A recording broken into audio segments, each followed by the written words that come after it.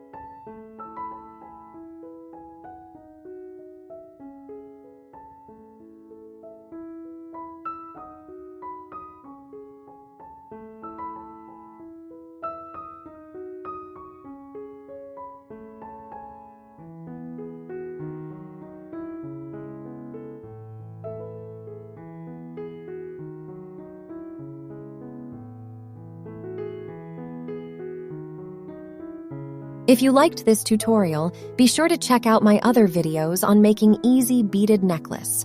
Please feel free to share which one you found most inspiring. Join me for an exciting beading adventure, and let's make something awesome beautiful together.